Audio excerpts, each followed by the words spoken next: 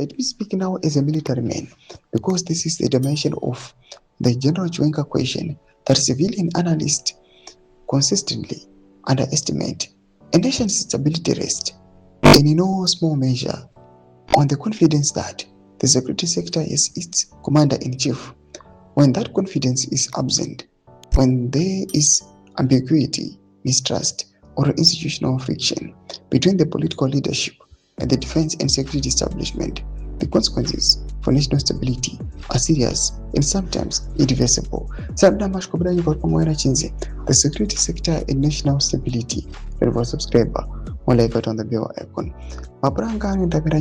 General Chwenga commands to this day a depth of institutional respect within the Zimbabwe National Army, the Zimbabwe Republic Police, the Central Intelligence Organization, and the broader security architecture that no other figure in our political landscape can match. This is not a controversial observation, it is a structural reality. A Chwenga presidency would not merely be politically legitimate, it would be institutionally anchored in a way that provides Zimbabwe with the kind of deep stability that foreign investors require, that regional partners respect, and that ordinary Zimbabweans who have lived through enough instability to last several lifetimes desperately need and richly deserve. To those who fear the transition, I am aware that there are those within our political establishment who view the prospect of a Chwenga presidency with anxiety. Some of that anxiety is born of genuine ideological disagreement.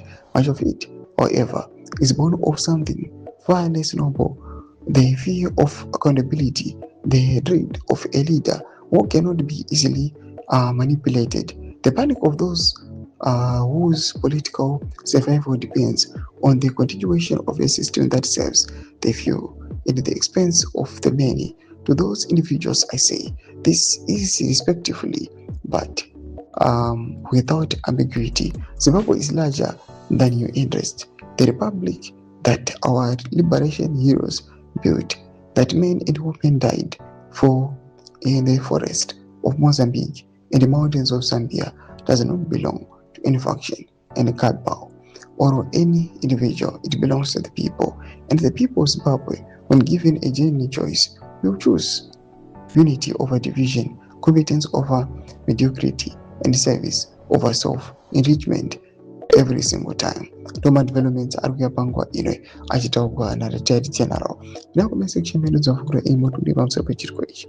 Subscribe or like, chat on the bell icon.